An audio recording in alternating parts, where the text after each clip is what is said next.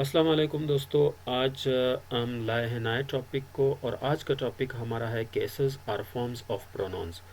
पिछले वीडियो में हम प्रोनाउंस के बारे में डिस्कस कर चुके हैं और एक टेबल भी हम कर चुके हैं, लेकिन आज हम करते हैं cases and forms of pronouns with examples. आइए देखते हैं। पिछले वीडियो में हमने कहा था कि सब्जेक्टिव केस होगा, ऑब्जेक्टिव केस होगा, पॉजेसिव केस में फिर दो थे हमारे पास, सब्जेक्ट पॉजेसिव एडजेक्टिव और पॉजेसिव प्रोनाउंस, और फिर उसके बाद रिफ्लेक्सिव प्रोनाउंस थे। आज हम उनकी एग्जांपल वन बाय वन करते हैं। सब्जेक्टिव केस जैसे दोस्तों यहाँ सब्जेक्टिव केस जैसे मालूम है कि हम सब्जेक्ट बतौर सब्जेक्ट को इस्तेमाल करते हैं किसी भी चीज़ को, या नोमिनेटिव केस, इस सब्जेक्टिव केस को नोमिनेटिव केस भी कहा जाता है। अब इसमें क्या है, इसमें जब भी प्रोनाउन हम बतौर सब्जेक्ट सेंटेंस का इस्तेमाल करते हैं तब उसको हम कहते हैं कि ये नोमिनेटिव केस में होगा या फिर सब्जेक्टिव केस में होगा। मिसाल के तौर पर हमारे पास 5 एग्जाम्पल है। He is a teacher. अब ये रेड कलर ही जो है ये यहाँ पे क्या है, सब्जेक्ट के तौर पर इस्तेमाल हुआ है प्रोनाउन, लेकिन बतौर सब्जेक्ट इस्तेमाल हुआ है तो इसलिए सब्जेक्टिव केस में आता है। नंबर 2 एग्जाम्पल है, शी इज़ कुकिंग फूड। अब शी फिर से प्रोनाउन है थर्ड पर्सन, लेकिन यहाँ पे बतौर सब्जेक्ट काम कर रहा है। They are playing football. दे फिर से आपके पास क्या है, प्रोनाउन है, बतौर सब्जेक्ट काम कर रहा है, बतौर सब्जेक्ट इस्तेमाल हुआ है। नंबर 4 है, I have been to Karachi. अब आई जो है वो प्रोनाउन है, लेकिन यहाँ पे बतौर सब्जेक्ट इस्तेमाल हुआ है। नंबर 5 है, we have completed our homework. यहाँ पे फिर से वी जो है आपके पास प्रोनाउन है, लेकिन बतौर क्या इस्तेमाल हुआ है, सब्जेक्ट। तो इसलिए इनको सब्जेक्टिव केस कहा जाता है, या फिर नोमिनेटिव, कहीं बुक्स में नोमिनेटिव केस लिखा होगा या nominative form of the pronoun लिखा होगा या subjective form of the pronoun, यानी ये जुमले में बतौर सब्जेक्ट इस्तेमाल हुए हैं और ये हमेशा बतौर क्या काम करेंगे स्टूडेंट्स, सब्जेक्ट के तौर पर काम करते हैं। देखते हैं ऑब्जेक्टिव केस में। ऑब्जेक्टिव केस जैसे आप जानते हैं कि ऑब्जेक्ट से निकला है ऑब्जेक्टिव केस, ठीक है, फाइली हालत, या फिर इसको एक्यूजेटिव केस भी कहा जाता है। यानी यहाँ पे इस केस में प्रोनाउन जो है वो बतौर मफूल इस्तेमाल होते हैं, यानी बतौर ऑब्जेक्ट इस्तेमाल होते हैं, ठीक है। फॉर एग्जाम्पल नंबर 1 है, असद वॉज इंसल्टिंग हिम। अब हिम जो है वो क्या है, वो यहाँ पे ऑब्जेक्ट है, ऑब्जेक्ट को उर्दू में मफूल कहते हैं, ठीक है। असद वॉज इंसल्टिंग हिम, तो हिम जो है वो ऑब्जेक्ट के तौर पर काम करता है। नंबर 2 एग्जाम्पल है, he abused us. He abused us, who abused us, he abused us. Us जो है वो यहाँ पे क्या है, ऑब्जेक्ट है, यानी मफूल है, ठीक है, ऑब्जेक्ट के तौर पर काम करता है। Number 3 example number 3, Imran has taught हर। अब हर जो है फिर से यहाँ पे बतौर ऑब्जेक्ट काम कर रहा है, यानी बतौर ऑब्जेक्ट इस्तेमाल हुआ है। Number 4, he has given them a car. Them फिर से क्या है, ऑब्जेक्ट के तौर पर काम करता है। तो ऑब्जेक्टिव केस में प्रोनाउन हमेशा बतौर ऑब्जेक्ट काम करता है। ऑब्जेक्ट क्या है दोस्तों, ऑब्जेक्ट यानी उर्दू में मफूल कहते हैं, ये वो है जिस पे काम हो जाए, ठीक है, जिस पे काम हो रहा हो जुमले में, तो उसे हम क्या कहते हैं, ऑब्जेक्ट कहते हैं। जो मुतासरा शख्स हो या मुतासरा चीज हो या जिस पे काम हो रहा हो तो वो ऑब्जेक्ट ही कहलाया जाता है। तो यहाँ पे ये हिम है, हिम पे काम हो रहा है, यानी हिम इंसल्ट हो रहा है। गाली कौन कर रहा है, अस कर रहा है, ठीक है। किसको पढ़ाया जा रहा है, हर को पढ़ाया जा रहा है। किसको कार दिया जा चुका है, देम को दिया जा चुका है। तो यहाँ पे ये तमाम के तमाम जो है वो क्या है, मफूल है, ऑब्जेक्ट है। तो ऑब्जेक्टिव केस में या एक्यूजेटिव केस में हमेशा प्रोनाउन बतौर मफूल इस्तेमाल होते हैं या ऑब्जेक्ट के तौर पर इस्तेमाल होते हैं, इसलिए इनको ऑब्जेक्टिव केस ही कहा जाता है। जाते हैं नेक्स्ट केस की तरफ दोस्तों, पॉजेसिव एडजेक्टिव। पॉजेसिव केस में हमारे पास दो थे दोस्तों, अगर आपको याद है, एक पॉजेसिव एडजेक्टिव था, एक पॉजेसिव प्रोनाउन है। पॉजेसिव केस में पॉजेसिव एडजेक्टिव आएगा और पॉजेसिव प्रोनाउन आएंगे। आज सबसे पहले अब यहाँ पे हम पॉजेसिव एडजेक्टिव को डिस्कस करते हैं। नंबर 1 एग्जाम्पल है, दिस इज हिज बुक, ठीक है, this is his book. His यहाँ पे क्या है, ये है प्रोनाउन, लेकिन बतौर एडजेक्टिव काम करता है। ठीक है, ये है प्रोनोन, लेकिन यहाँ पे ये बतौर पॉजेसिव एडजेक्टिव काम करता है। क्यों एडजेक्टिव है? आप कहते हैं कि यार प्रोनोन कैसे एडजेक्टिव बन जाता है? क्योंकि यहाँ पे हिज एक तो पोजीशन को शो करता है, मुल्कियत को जाहिर करता है, बुक की कि बुक किसका है, दिस इज हिज बुक। ठीक है, और एडजेक्टिव के तौर पर क्यों काम करता है? क्योंकि इसके फौरन बाद आप देखें बुक मौजूद है, बुक चूंकि नॉन है। एडजेक्टिव का डिफिनेशन ये था कि जब भी नॉन से पहले या नॉन को मॉडिफाई करने वाला जो भी लफ्ज है वो एडजेक्टिव ही कहलाया जाता है। तो यहाँ पे हिज जो है वो आपके पास क्या कर रहा है? मुल्कियत शो कर रहा है। किस चीज़ का? इस बुक का।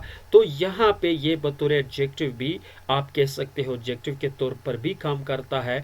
तो इसलिए इनको पॉजिटिव एडजेक्टिव का कहा जाता है ये प्रोनाउन। ठीक है, number 2, that was her car. अब हर जो है फिर से आपके पास पॉजिटिव एडजेक्टिव है। ठीक है, क्योंकि पोजीशन शो करता है। These are their shoes, their है और उसके फौरन बाद क्या है? नॉन मौजूद है, शूज। तो यहाँ पे देयर जो है वो पॉजिटिव एडजेक्टिव के तौर पर काम करता है। Number 4, those were my socks. अब माई जो है वो पोजीशन को शो करता है। किस चीज की पोजीशन को शो करता है? मुल्कियत को जाहिर करता है दोस्तों, सॉक्स की। तो यहाँ पे माई जो है वो पॉजिटिव एडजेक्टिव के तौर पर काम करता है। Number 5, this is your pen. अब पेन जो है नॉन है, योर जो है वो प्रोनोन है, लेकिन ये यहाँ पे नॉन से पहले इस्तेमाल हो चुका है, तो इसलिए यहाँ पे ये एडजेक्टिव भी बन सकता है, बन जाता है, और ये पोजीशन शो करता है, मुल्कियत शो करता है। तो इस वजह से इसको पॉजिटिव एडजेक्टिव भी कहा जाता है। जाते हैं पॉजिटिव प्रोनोन की तरफ। अब पॉजिटिव प्रोनोन हमारे पास कौन से? फिर से पॉजिटिव से मुराद जब भी आप वर्ड पॉजिटिव इस्तेमाल करते हो, यानी ये पोजीशन को जाहिर करता है, मुल्कियत को जाहिर करता है। ठीक है, तो प्रोनोन यहाँ पे ये फिर प्रोनोन के तौर पर काम करेंगे। ठीक है, for example this book is his. अब हिज जो है ये किताब उसका है, तो अब हिज यहाँ पे क्या है आपके पास? ये प्रोनोन है, लेकिन मुल्कियत जाहिर करता है बुक का, तो इसलिए इसको पॉजिटिव प्रोनोन कहा जाता है। Example number 2, that car was hers. That car was hers. अब हर्स यहाँ पे क्या है? ये प्रोनोन है, लेकिन पोजीशन को जाहिर करता है। किस चीज की पोजीशन को? कार का, जिसकी वजह से ये पॉजिटिव प्रोनोन बन जाता है। Example number 3, these shoes are theirs. These shoes are theirs. अब दियर्स क्या है यहाँ पे दोस्तों? दियर्स फिर से प्रोनोन है, लेकिन कौन सा प्रोनोन है? Positive pronoun. क्यों पॉजिटिव प्रोनोन? क्योंकि मुल्कियत जाहिर कर रहा है। किस चीज की? शूज का, कि ये शूज किसके हैं? दियर्स, उनकी है। ठीक है, एग्जाम्पल नंबर 4, दो सॉक्स फॉर माइन। दो सॉक्स फॉर माइन। माइन फिर क्या है? ये पॉजिटिव प्रोनोन है, प्रोनोन है। अब पॉजिटिव क्यों कहा जाता है इसको? क्योंकि मुल्कियत को जाहिर कर रहा है, पोजीशन को जाहिर कर रहा है। किस चीज की पोजीशन? सॉक्स की।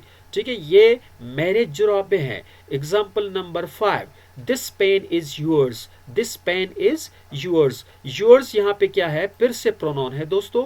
कौन सा प्रोनोन है? Positive pronoun. क्यों पॉजिटिव प्रोनोन कहा जाता है? क्योंकि ये पोजीशन को जाहिर कर रहा है, मुल्कियत को जाहिर कर रहा है। किस चीज की मुल्कियत को? पेन का। ये पेन आपका है, तो इस वजह से इनको पॉजिटिव प्रोनोन कहा जाता है। लास्ट केस है दोस्तों जिसमें हमने कहा था कि रिफ्लेक्सिव प्रोनोन है।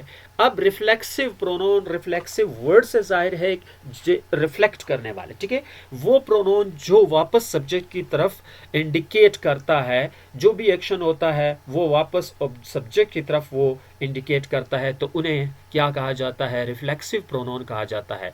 एग्जाम्पल से इसको समझने की कोशिश करते हैं। एग्जाम्पल नंबर 1 है, he will destroy himself. he will destroy himself. अब ये सब्जेक्ट आपके पास ही है और रिफ्लेक्सिव प्रोनोन आपके पास himself है। अब himself इस एक्शन जो हो रहा है, ये एक्शन जो हो रहा है डिस्ट्रॉय, या एक्शन जो होगा डिस्ट्रॉय, इसको रिफ्लेक्ट कर रहा है किसकी तरफ?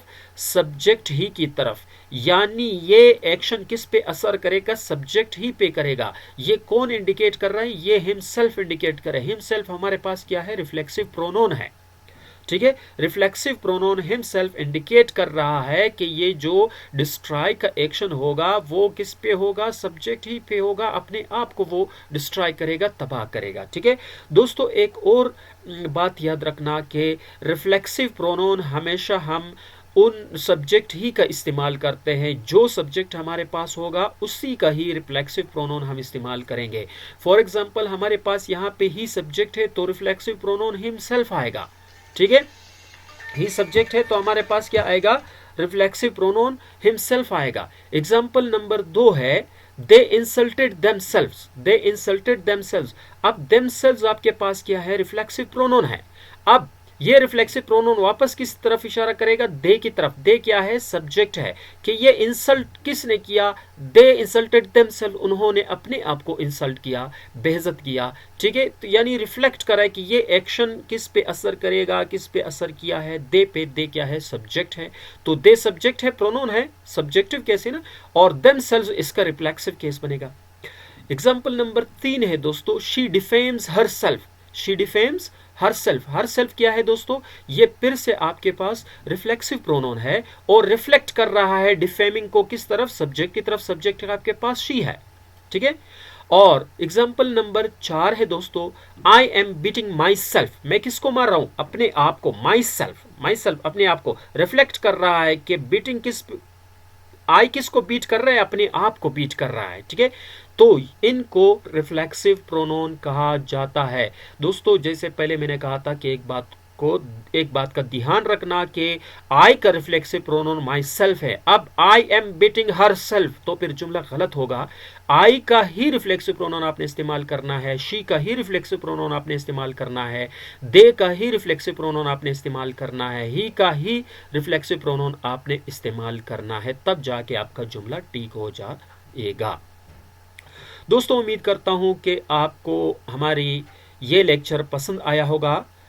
जाते जाते हमारे चैनल को सब्सक्राइब करें। Thank you and thanks for watching.